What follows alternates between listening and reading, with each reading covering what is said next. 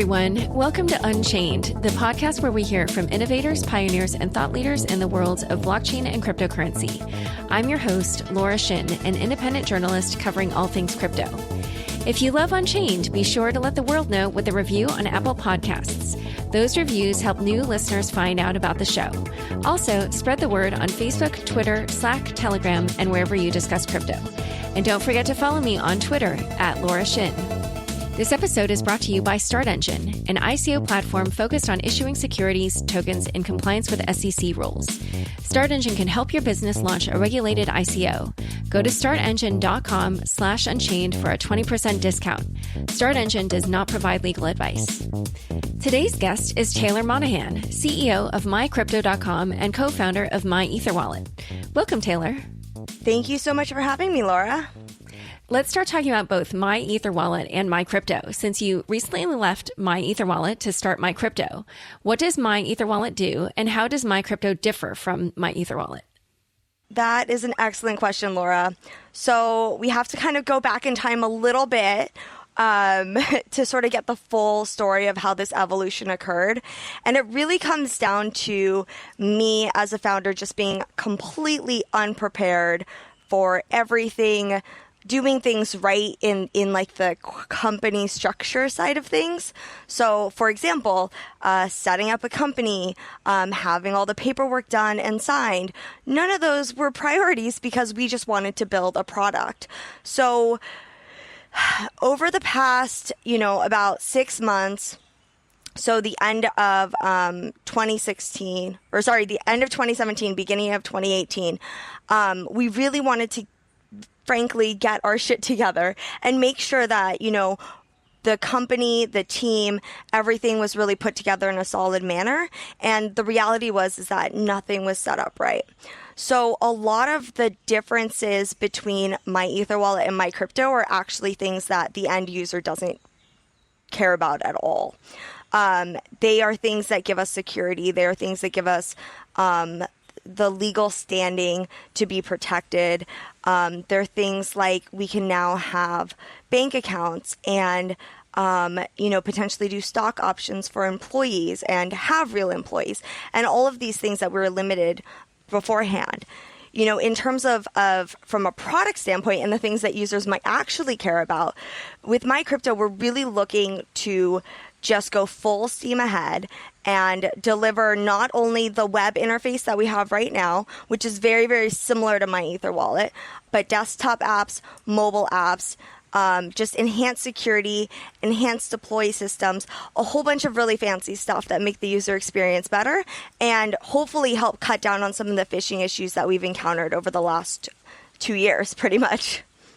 And so just for people who aren't really even familiar with the product at all, when you were talking about like the web interface and stuff, so what is it that you do on MyEtherWallet or MyCrypto? What is it that somebody can do on that site? Absolutely. So we're basically this interface that interacts directly with the Ethereum blockchain. And so instead of, I compare to like Coinbase just because they're a really well-known name. But when you're using Coinbase, you go to Coinbase.com, you can log in with your username and your password. And then you can do things like buy Bitcoin or sell Bitcoin. You can look at your balances. You can look at your transaction history, all of these things. And so with MyCrypto, you can do similar things, but instead of using Coinbase's backend or any hosted wallet's backend, you're actually interacting directly with the blockchain. And this is really, really key because it means that you are in control. So you're in control of your keys. And while Coinbase is really legitimate and they have a great team, they have great leadership, they have great vision, a lot of these other exchanges that are holding your funds and holding your keys for you, they may not be as reputable. And we hear about these hacks in this space all the time, and it's such a disappointment. And so that's really the benefit of MyCrypto is that you can be in control and you can control, when you send your money. You don't have a third party deciding whether or not you can send it, when you can send it. And then obviously there's no risk of a third party being hacked and their entire hot wallet being drained like we've seen so many times before.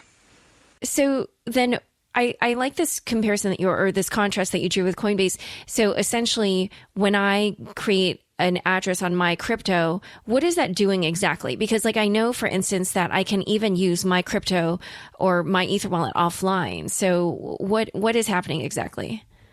Right. So the way that the blockchain works and cryptography works is you have these private keys and these public keys, and together they're called like a key pair. And every private key has this corresponding public key, and the public key is your address. So that's that string of characters. With Ethereum, it starts with 0x, and then it's about 40 characters long. And this is just simply how cryptography works. This is how, your SSL certs work. This is how a lot of the infrastructure of the internet revolves around this cryptography. We're just kind of putting it into this financial means.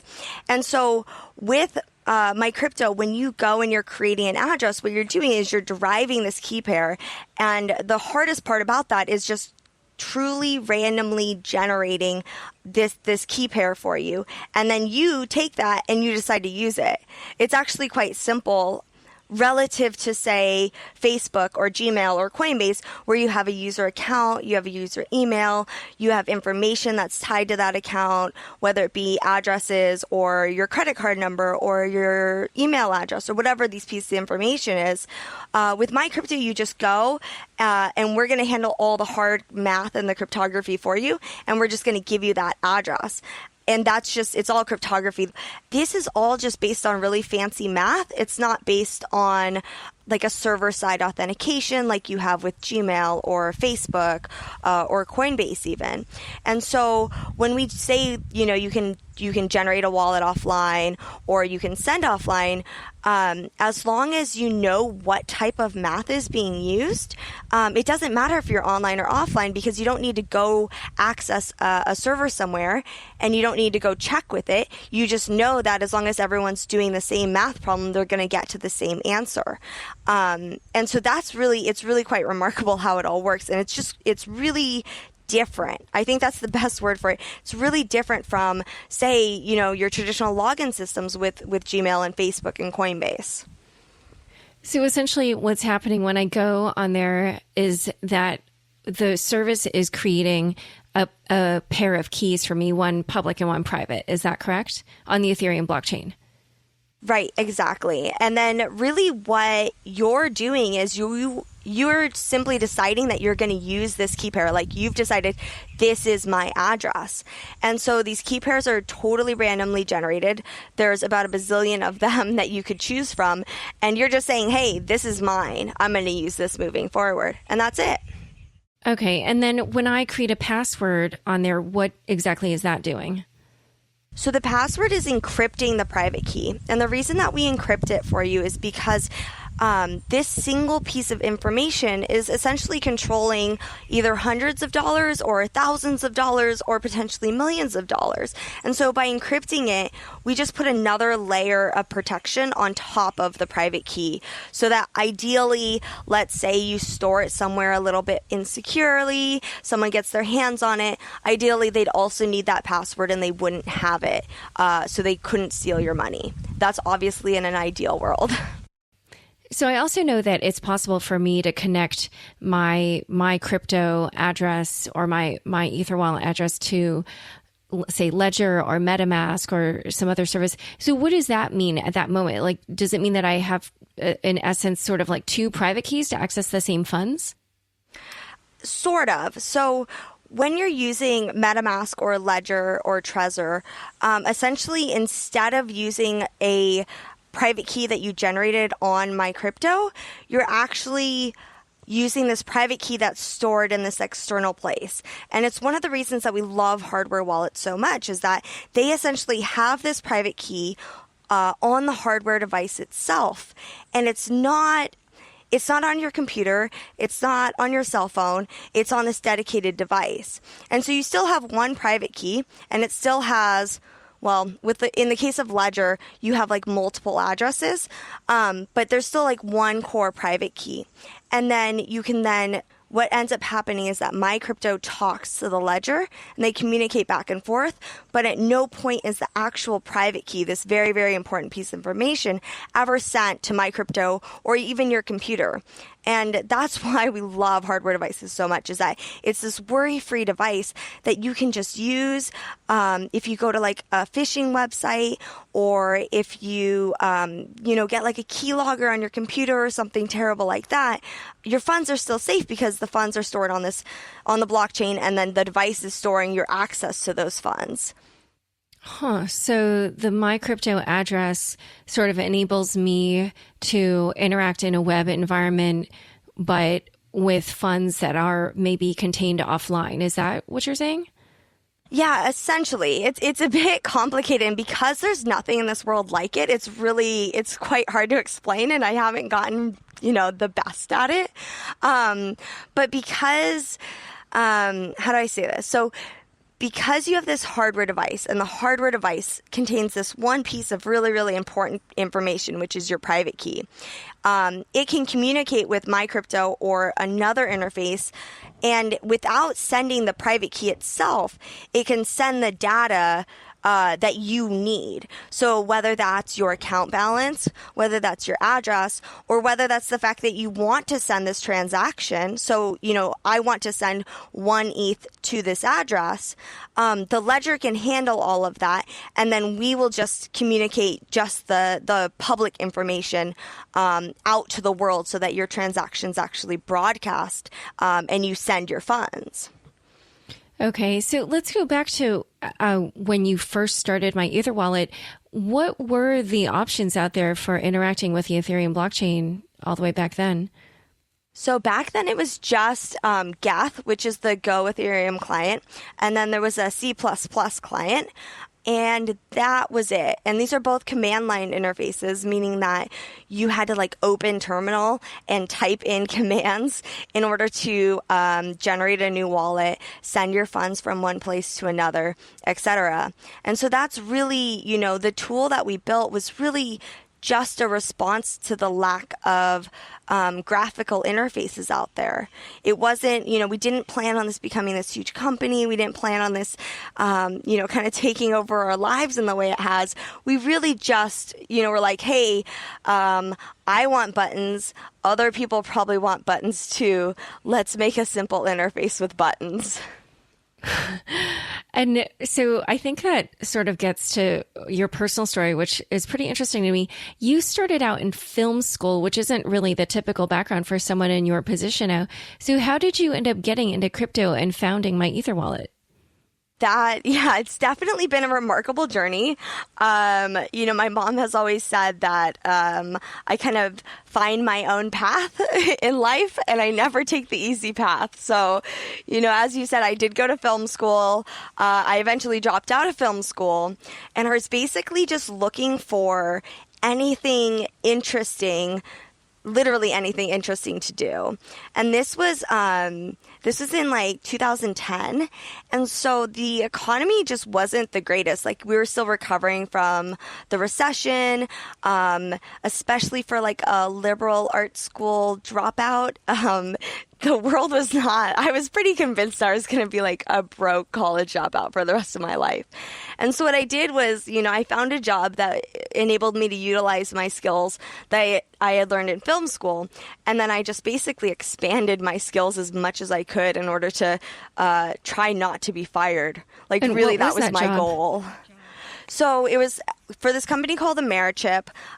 They do a lot of ad tech stuff. We work with a lot of Fortune 500 companies. It was a really cool job with a really diverse set of projects. And that's also during that period of time is when I learned about cryptocurrencies, just because I was soaking up all the knowledge I could. And just really trying to do anything remarkable. I was so in general, I was just bored and wanted to do anything that was, about creating and telling stories and helping people. That's what I've always been about. So, that's how that got started. Well, so two questions. Why did you drop out of film school? And then how did you even learn about crypto in the first place? So I dropped out of film school because as much as I enjoyed making movies, a lot of film school is not actually about, hands-on work. It's about, for example, the semester I dropped out, I was taking a class called Italian Cinema in the 19th Century. And it was a 6-hour class that you just learned about Italian cinema. And I was not about that. I wanted to create things. So I dropped out in order to really focus on just creating rather than these classes. And I honestly, I assumed that I would go back at some point. And then when I, got my first job and started working and seeing sort of how the real world operates, because college world, that's a whole different, environment to be in. And so when I started working, I found that, okay, people actually need problems being, solved, like actually being solved.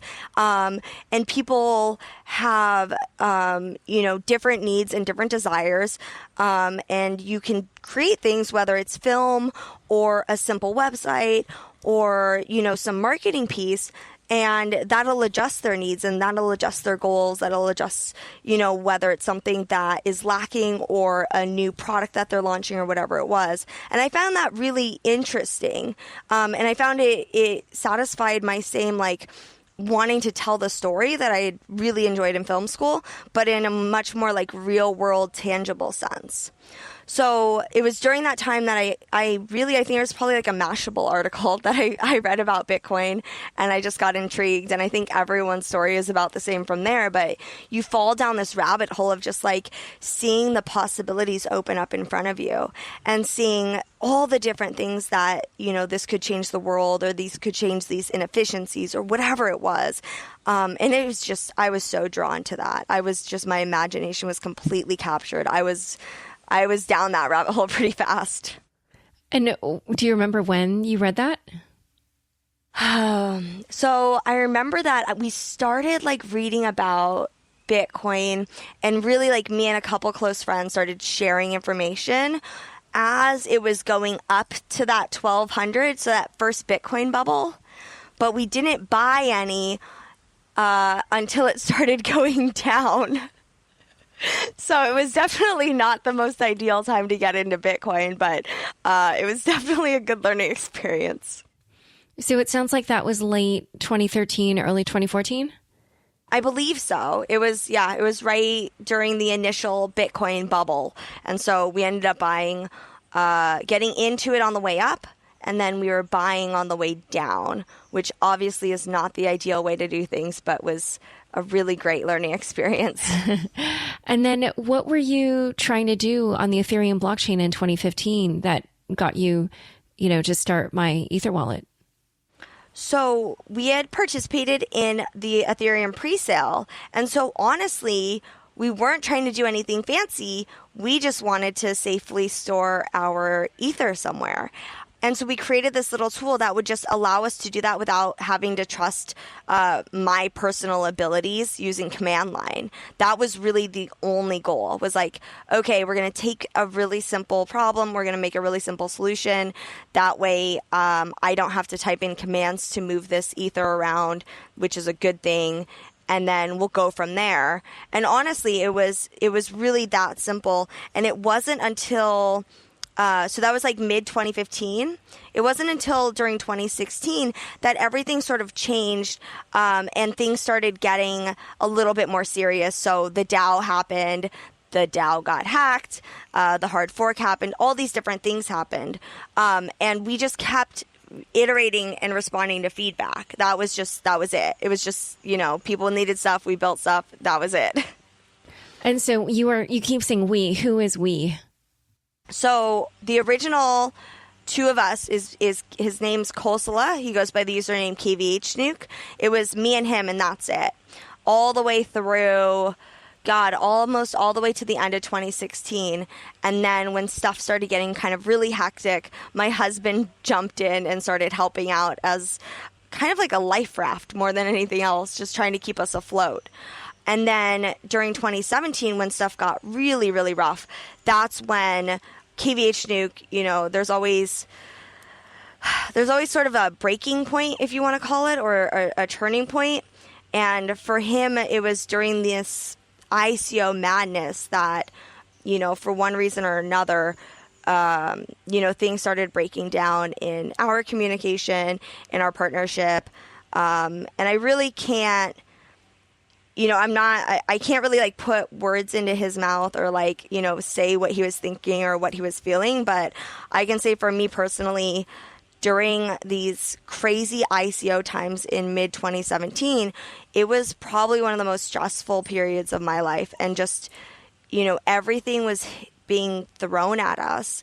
And we were kind of like responsible for an immense amount of money being moved around, whether or not, that was actually, we don't hold people's keys. We're not actually sending the money. We're just enabling people to do this, but people don't see it that way. So we still take the blame. So there's a lot of different factors that went into it, but it was about in June or July that he kind of tapped out. And you'll have to, ask him exactly why that was, but it was definitely a stressful time. And so you sort of alluded to this, but, as we all have seen, 2017 was a breakout year for crypto, probably the biggest year in the history of the space. And the craze took off super fast, but we got some inklings of how quickly things could take off in 2016. And MyEtherWallet was really one of the main entities in the center of the whole storm. So can you just describe for me how crypto seemed to change both across 2016 and 2017 from the vantage point that you had? Yeah, absolutely. I mean, it was the best way I can describe it is just kind of like we approached everything as whatever fire is the biggest and the closest, put that one out. So instead of thinking about the long term, instead of thinking about the potential of the blockchain, in 2019, 2020, in 10 years, whatever it is, everyone's attitudes was really short term, and ours included. And I think that that's really one of the biggest shifts that we saw was just how fast this all happened. And once it gets going and once that momentum gets going, there's no way that you can stop it. And part of that is due to, that there really is real potential for the blockchain, right? Like there is remarkable things that people can build and it can enable a lot of remarkable things. Another part of it is that, a lot of what we're seeing these days, even today, is highly speculative. And so people, when they're speculating on things and they all get going, that's called a bubble. And that's sort of what we're seeing. And for us, we're not big fans of the price shooting up quickly because it means that everything else shoots up quickly too. And what do you mean by that? Everything else? What else? I mean, like support tickets shoot up, the servers go down, and so therefore the amount of time it takes to maintain the servers goes up. Just, every time the price goes up, I think we're like, oh God, okay, like what's going wrong? Where, how can we fix it? What do we need to address? Who do we need to hire? That kind of stuff. It's not super enjoyable anymore, to be honest. And so over that time period, how would you say the people interested in the crypto space changed? It was, I would call it more diverse. I wouldn't say that the people entering the space were like any one specific type of person, but what we had seen up until that point was like really highly technical people that were really interested in the technology, interested in the space, interested in the potential. Now we had this diverse set of people that were, maybe more speculative, maybe around for the short term, but we also saw people like grandmothers enter this space, people who, were from the more traditional Wall Street type world who were interested in this space and the potential of it. And so we definitely weren't prepared for that. I think up until that point, whether I was making user interface choices or copy choices, I was pretty confident in my ability to do so because if I understood it, chances are our users would understand it because, we had similar traits. And during 2017, that all changed. It pretty much hit me over the head pretty hard, when I would make like a copy update, that I would think like, oh, okay, this is now more clear. And we'd get hundreds of support tickets telling me how wrong I was. And just like, I would just accidentally create this confusion. And I was like, okay, I'm definitely not, like, we definitely need more people here. We definitely need to analyze our users. We definitely need to sit back and like figure out how we're going to scale this to be maintainable and be a useful tool for everyone, not just, these sort of technical people who've already have cryptocurrencies. And what were the kinds of questions you were getting? It was really broad. So sometimes people have questions about like, what is the blockchain or what is a private key? Sometimes they're more like, how do I get rich? Or I heard about this ICO and I want to get in. Help me. Our favorite questions are definitely ones that we can take some time answering, and it's it's because you actually care and you actually want to know what's going on with this crazy cryptography or the blockchain or whatever. Our least favorite ones are when people ask us, like, they email support and they're asking us to speculate on the markets, which happens really frequently, actually. Like, meaning asking you for which coins are the next hot coins and stuff like that? Yeah, exactly. So whether or not we think that this ICO will show the returns that ICO is promising, or, do you think X, Y, and Z would be the next Ether? Those types of questions. I mean, do you even respond to those? Well, we have a policy that we respond to all emails. So we do actually respond to them, but we have, for those types of questions, we don't actually answer the question, obviously. Like, we don't tell them, like, yes, this is going to be the next Ethereum or something like that. We very graciously, kind of point them to some really awesome resources that we have about investing and good choices and due diligence and those types of things, and ask them to be responsible regardless of the investment choices that they choose to make. Okay, we're going to finish discussing crypto's crazy year in 2017, also talk about tips for not losing your crypto and more. But first, I'd like to take a quick break to tell you about our fabulous sponsor, Start Engine. Interested in raising capital through a regulated ICO? Start Engine is your one-stop solution. Start Engine, an ICO platform with 140,000 plus investors, was founded in 2014 by Howard Marks, co-founder of Activision Blizzard. Start Engine's mission is to help entrepreneurs raise the capital they need to succeed. Since the implementation of the Jobs Act in 2016, Start Engine has helped 150 companies raise capital. The emergence of cryptocurrency presents an opportunity for entrepreneurs. In 2017, ICOs generated $4 billion worth of capital. The team at Start Engine leverages its experience and expertise in crowd sale and securities regulation to launch SEC-compliant ICOs. In fact, Start Engine can help a company to build its own tokens and is creating a secondary market upon which those tokens can be traded. In short, Start Engine provides a complete token ecosystem. If your company wants to launch a regulated ICO, just go to startengine.com/unchained for a free consultation and a 20% discount on future ICO setup services. That's startengine.com/unchained. Start Engine does not provide legal advice. Potential sponsors, this ad spot could be yours. If you or your company is interested in sponsoring Unchained, please send an email to laurashinpodcast@gmail.com. That's LAURASHIN podcast@gmail.com. My guest today is Taylor Monahan, CEO of MyCrypto.com. So how much in transactions was MyEtherWallet doing at various times over the year? So we have very little analytics just because so much of our user base is really privacy minded. And we frankly don't really want that information. We do have some transaction counts, meaning that we just know how many transactions we're going through our nodes. But one of the awesome things about MyCrypto is that you can actually send a transaction through our nodes or other infrastructure like Infura and Etherscan and Giveth. So essentially, even if our nodes were to be offline, you have these other points of infrastructure, these other API endpoints that you can interact with. So at the beginning of 2017, we were sending about 5,000 to 10,000 transactions a day. And then June 21st, which was during the status ICO, we sent almost 500,000 transactions that day. So that's growth for you right there. That's why things were stressful, right? Like that's a big number difference. Luckily, after the status ICO, things did cool down a little bit. People were a little bit more responsible. The ICOs weren't as they just weren't filled with as much FOMO.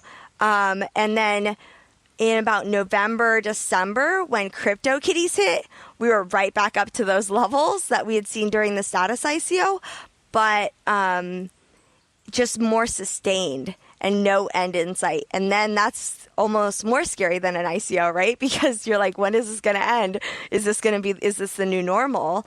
How do we learn to sustain this? When are we going to scale Ethereum? Those types of questions. And so for a service like yours, is it something where if you scale that helps alleviate it, or is it more limited to what's actually happening on the blockchain? And so you're just sort of dealing with, whatever capacity constraints are set by that blockchain? So it's definitely twofold. There's definitely things that there's like a limit that the Ethereum blockchain can handle, like the amount of transactions held per block and the amount of blocks per second or minute or hour or whatever, that all are pretty hard limits. Where we can do things to improve is, how our nodes receive traffic, how they process that traffic, how fast they respond to requests like what's my balance, or what are my token balances. And so it is twofold. Like we were definitely going down while the Ethereum blockchain was just chugging away.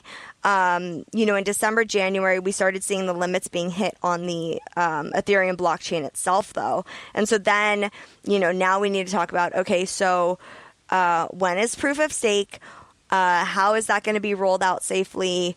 What can people like us do to assist that process, et cetera, et cetera, et cetera. So, we'll see. And is there something that people like companies like yours can do for that? So what I'm encouraging the team to do really is be just more involved and talking more to the core sort of people that are working at the Ethereum Foundation or doing research. So Ethereum, we have this EIP process, which is basically these like Ethereum proposals of how things should work in the future. And some are really high level, some of them are low level, some of them are in between. But I'm encouraging our team to just be more involved, things that matter to us, comment on, and stay positive and stay encouraging towards those who are working on solving these really, really hard problems. And if there is an opportunity for us to help in any way, to do so, because I think that, one of the reasons I love this space so much, but especially the Ethereum space, is just how great everyone is at working together and encouraging each other and being supportive. That's why we're here. Like, I don't know if we can do anything, but hey, we'll do our best to try. And I want to go back to how you were talking about how things got super crazy for you in 2017. And just remind me again, when was the status ICO? Was it June? Yeah, so the status ICO was June 21st, and that was really that peak. Like, that was the graph went all the way up hockey stick style, and that status ICO was that peak right there, and then it kind of leveled out and chilled for a little bit. Okay. And so what did a day in the life of Taylor Monahan look like at that time? Oh God, it was not a good life. I would essentially wake up whenever one of like my emergency alarms would go off, meaning if it's someone on the team called me, if there was like something really bad happening, or if the servers were offline.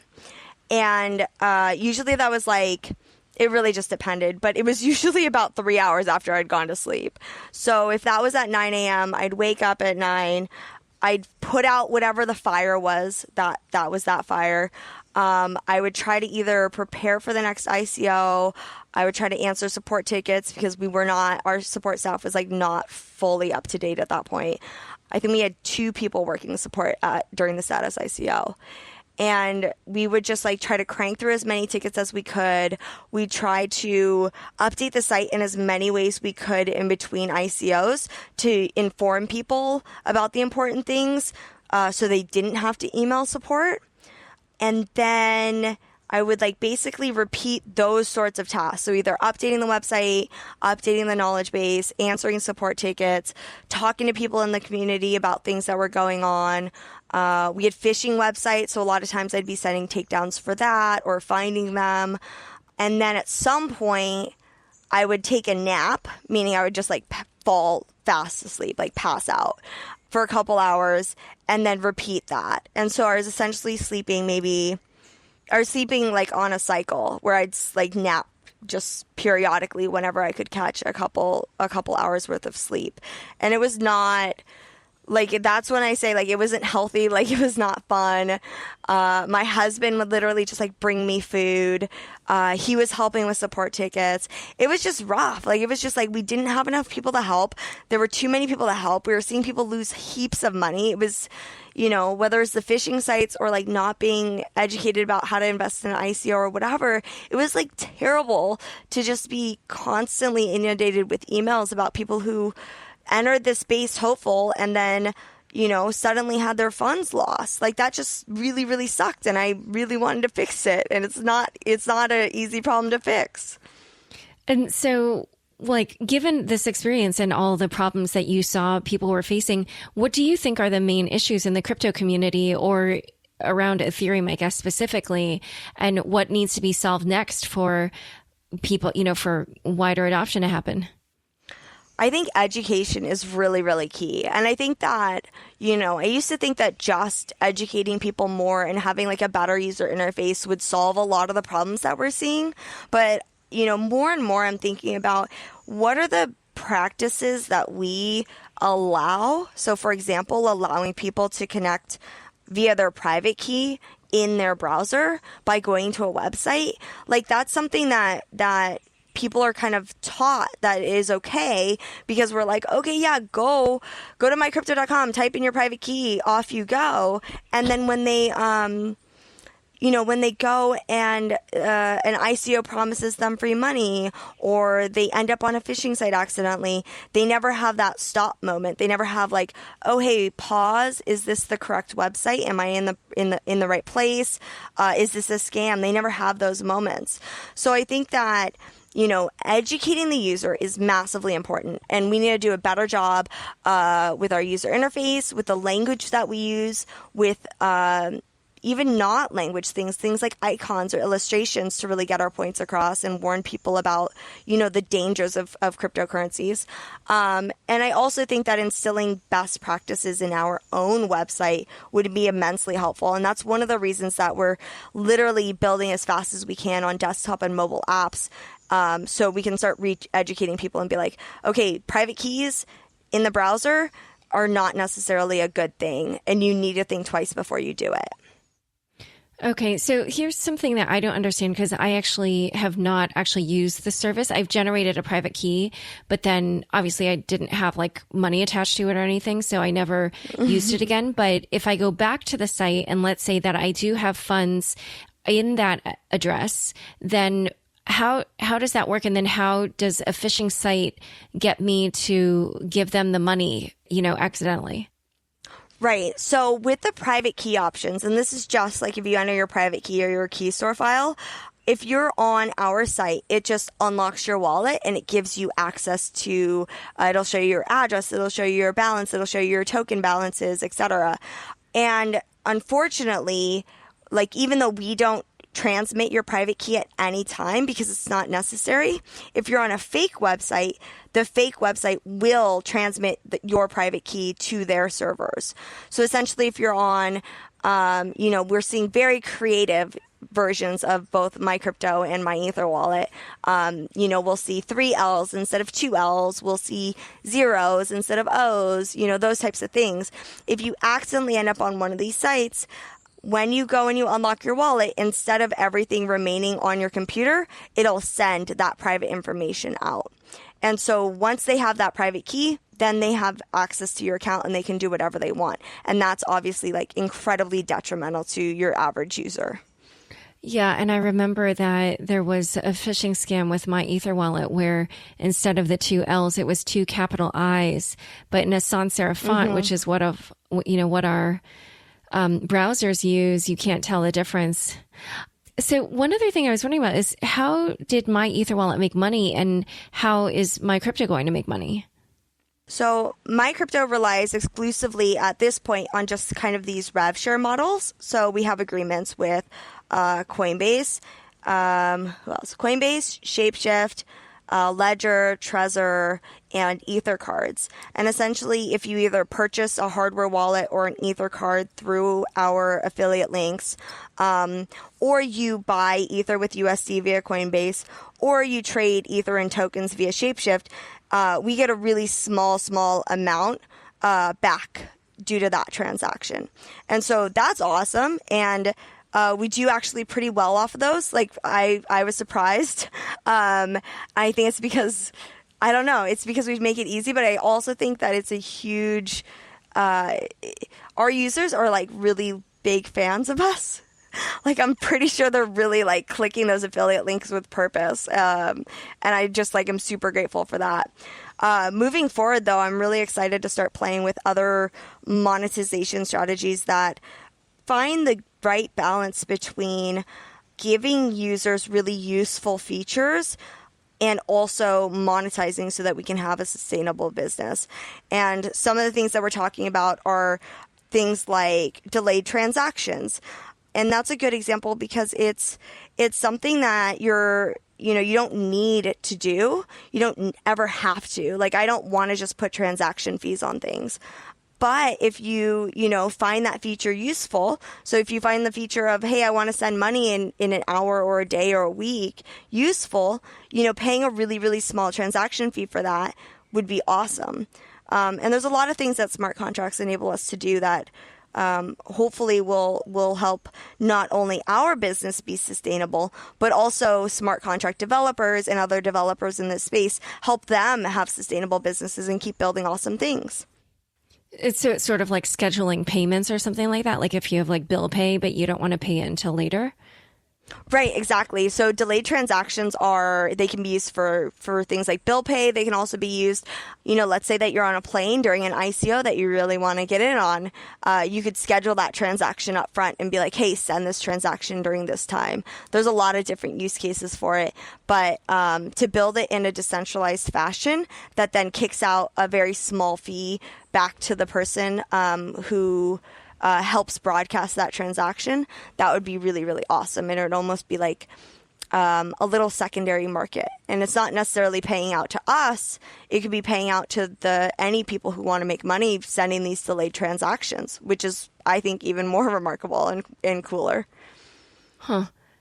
That's sort of like for an earlier story, I wrote about these quote unquote bidding rings that enabled people who were, for instance, like asleep during the Gnosis ICO to participate. Is that kind of what you're talking about there? Yeah, exactly. So the way that it works and this is like why I love the blockchain, right? Because everything, you take this really simple concept of like, hey, I want someone to send my transaction later.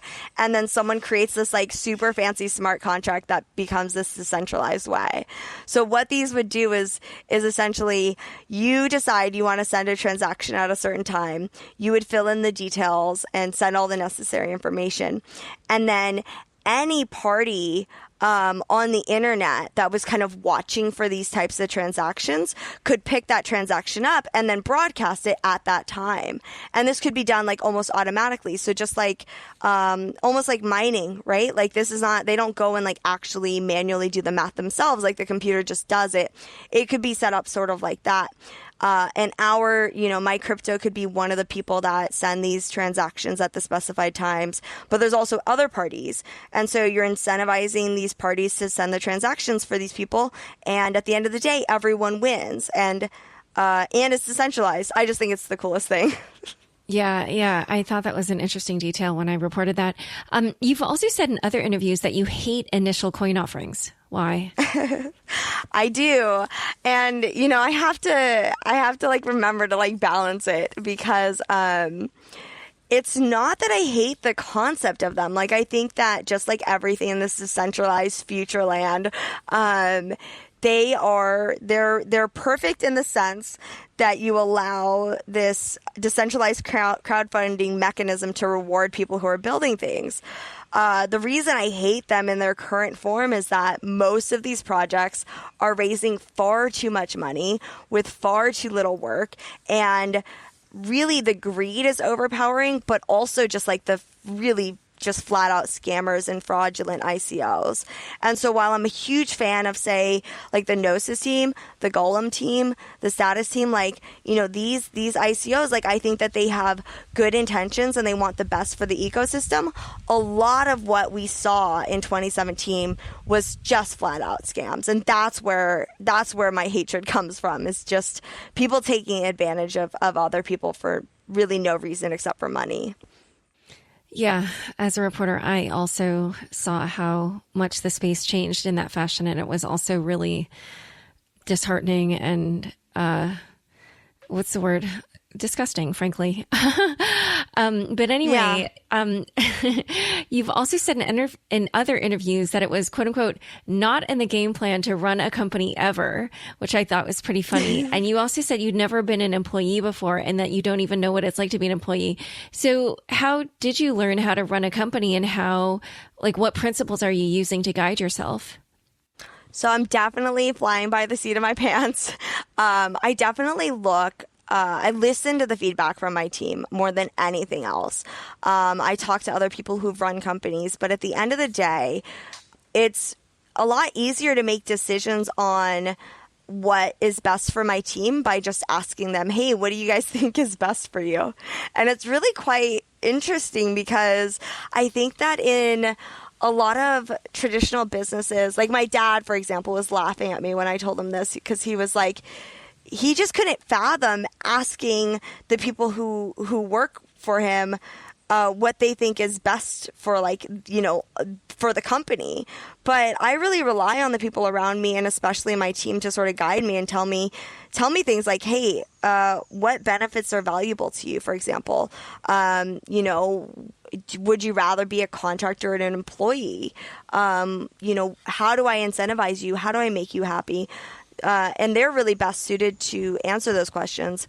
And then for, in terms of like making hard decisions and figuring out the long term, right? How do I make this a sustainable business? How do I make this not something that is going to fail in a couple of years? How do I make this so I can rely on it for income, but also everyone that's now relying on it, the team, how can they rely on it? How can we be sure that it can be relied on? Those types of questions. I am just so fortunate to have a number of key people around me that have given me advice, who've watched people do things right. They've watched people do things wrong, and they're very willing to share all of those experiences with me. And I would say that my dad is like one of my biggest fans, and he has such an immense amount of experience that I draw from. Talking to my dad is such a great reminder that at the end of the day, we're all humans, and that regardless of all the things that we're disrupting, the lessons we can learn about how to be better and how to be more responsible and how to be more efficient and how to be more effective in what we're trying to do, those are all universal things. It doesn't matter whether you're running a traditional company, a blockchain company, a decentralized company. None of that matters. We're all humans. We're all kind of driven by the same sorts of things. And if you can get to the sort of the core of what people need and what people want, whether that's people on your team or just users of your product or whatever, if you can understand that, you're going to be in a good position. And it's just finding out how to balance those different needs and desires to make it work for everyone. That's the hard part. But it's really important to keep that in mind, that, we are all at the end of the day the same and trying to do the same sorts of things, and incentivize those quote unquote good behaviors, I guess. And so this sort of leads us into the little controversy that occurred when you moved over to MyCrypto, which is that I guess you changed the MyEtherWallet Twitter handle to MyCrypto. And then after there was an outcry over this, you reversed course and gave the Twitter handle back to MyEtherWallet. So why did you keep the Twitter handle initially? And then why did you give it back and launch a new one? Right. And this is, I have to be careful here, so I'm going to do the best I can. But, you know, as I spoke about earlier, you know, KVH Nuke during, you know, mid 2017, and ICO madness really just wasn't involved in the day-to-day anymore. And so, you know, as we were trying to get this company situated, as we were trying to figure out the best path forward, we were trying to work with him. We were trying to figure out really any solution we could. You know, I was able to sort of let a lot of my personal and emotional attachment to the MyEtherWallet brand and the Mew family go in order to make some really, really tough decisions.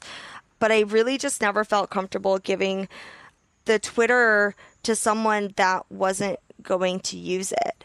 And that was really kind of my greatest fear was like, we tweet every single day about security issues, whether it's related to Ethereum or the larger blockchain space, or even like the Spectre attacks and what people should do to be safe about those and things like that. And it was our assumption that because he had never tweeted before, that would continue. When he did decide that, hey, I am going to tweet and I am going to be involved and I am going to try to do things, then I really didn't have a problem with giving it back. And it was much less about the backlash, although people were definitely very, very upset, and I definitely heard them very, very loud and clear. You know, but it was really like, you know, okay, if you can, you know, be dedicated to this and say that you're going to keep these people informed, you know, then okay, yeah, like go for it. Keep being that MyEtherWallet. Keep doing what I've been doing for the last 3 years. Go for it. You know, and obviously every single day of my life is a learning experience, and this has been, you know, one of the biggest learning experiences, and really just filled with a lot of hard decisions. And I definitely I do not delude myself into thinking I'm always right. I am most certainly not right, and I do not handle things right a lot of the time. So I'm doing my best though. So this is a question that has less to do with MyCrypto and MyEtherWallet. And I get asked this sort of question a lot, and it can be a little bit annoying, but it's also important to bring up these questions to get the perspectives of people like you and me. How do you view being a woman in crypto? Do you think we need more women in the space? And if so, how do we get more women? Like, what's your take on being what is perceived as a minority in the space? You know, how do I say this? There's days that I feel very sort of alone being a woman in this space. And there's definitely days like during the transition from MyEtherWallet to MyCrypto, some of the choices we made, like the Twitter, I definitely really felt my womanness was front and center during a lot of the comments on Reddit and Twitter. And it's like really just that blatant sort of misogyny that otherwise is pretty rare, or much more subtle at least. So I don't want to bring up something unpleasant, but just for people to understand what that's like to be on the receiving end of that, can you give us an example of some comments? Oh, yeah. I mean, it's not necessarily any one comment, but it's just a flood. I have over 500 Reddit messages. I have over 200 Twitter DMs, and they're just all, you're a woman, you'll never make the right decisions ever. Give back the flipping Twitter. They'll use words like whore and cunt and bitch. They'll say that I'm not as, just inherently, because I am a woman, not equipped to run a company or do anything really. A lot of name calling and a lot of really just putting me on blast, not for my choices, which I actually don't have as big of a problem with. If you want to say that you think that I did something wrong or I made the wrong choice, but because I'm a woman, that's what caused me to make that choice. And that's what's wrong with me. That's when I get really, it hits me the hardest, I think, is I'm okay, if I was a man and I made this choice, like that would be the, what you perceive to be the wrong choice. That's fine. Tell me that. Like, okay, but don't tell me that I made that choice because I'm an emotional woman that's on my period. Like, that's just, it's absurd. It's hateful. It's disgusting. Yeah. Okay. So to get back to the original question of how do we get more women in this space, and, don't all your call thoughts on them women in names. crypto. So I think that, I will say that for the most part in this space, I've experienced very little, just like the outward hatred comments that I was just talking about, right? Like that's a pretty rare occurrence. And really limited to when you're making hard, controversial decisions, and that's fine. To get more women in the space, though, I think that we just need to encourage more women, and I think that everyone sort of needs to get on board with acknowledging that more diversity. And I like the word diversity more than just like women, because it really is. It's not just women. It's everyone that's a minority in this space. Everyone just needs to acknowledge that there are minorities. There are people whose views are not being, heard or seen or, being used to build products. And I think one of the most important things about having diversity when building products is with more diversity comes more experiences. It's more perspectives. It's more, it's different solutions to problems. It's all of these different things that, if you only have one type of person or one person's background, you're limited by the potential solutions that you can come up with. And, earlier I was talking about how it was really easy for me to make decisions early on because I was essentially the user of MyEtherWallet. When I was building or making a choice, as long as I understood it, it was probably okay because the user would understand it. Today, that's not the case. And so having more women, but also having people from different cultures, different societies, different upbringings, different age demographics, those are all going to make every product stronger and everyone's experience better. And I think that in order to get that, we have to all acknowledge that first. And that's one of the biggest problems I see right now is that people are saying, oh, it's not a problem that there's such a lack of diversity here. That's the biggest problem. It's not, it's that people think that it's not an issue, and it is an issue. Having only one perspective is going to limit the potential of any one product or any one solution or anything to, replace the financial system that we all, are fighting against right now. Yeah, I agree with a lot of what you're saying here. So I have a lot more to add on this, but we're running out of time. And I want to ask you another super, super important and more practical, or not more practical, but just, I guess, more nuts and bolts question. What is your advice for what people should do to not lose their crypto? That's an excellent question. I think that my best advice is to take it slow. And that means when you make the choice to invest or dive in or fall down the rabbit hole or however you want to describe it, go as slow as you can and maybe start with $10, maybe start with $50, and kind of go through the steps. And so whether that's making the purchase on Coinbase and then moving to MyCrypto, whether that's making a token transaction with Shapeshift, regardless of what you're trying to accomplish, if you start with a little amount, you can kind of go through and experience the whole thing. And if something goes wrong, it's not the end of the world. And that's a good thing. So, I think that for me personally, I wasn't really comfortable with a lot of the things on the blockchain until I had done it over and over and over again. But what sucks is that, we're seeing people that are diving in so deeply with so much money that when they do make a mistake, which is a pretty common thing, I think we've all made mistakes, they're doing so with a lot of money and a lot more money than they can afford to lose. And I think that's the key here is start small and don't lose more than you can afford to lose. I agree with all of that advice. That's great advice. Although nothing we say on the podcast is financial advice. Okay. So it's been great having you as a guest. Taylor, where can people get in touch with you or see more of your work? Yeah, I mean, if you go to mycrypto.com, at the very bottom in the footer, there's a whole bunch of like our social links. You can email me personally at tay@mycrypto.com. That's like my personal email, and I'm always just like having conversations in that inbox these days. And yeah, I really love Twitter. So at mycrypto, and then I'm just at Tayvano, TAYVANO_ on Twitter. So it's pretty easy to find all my links. You can do it. Okay. All right, great. Well, thanks so much for coming on the show. Thank you so much for having me, Laura. This was really an excellent experience. Thanks so much for joining us today. To learn more about Taylor and MyCrypto.com, check out the notes inside your podcast. Also, be sure to follow me on Twitter at Laura Shin. New episodes of Unchained come out every single Tuesday.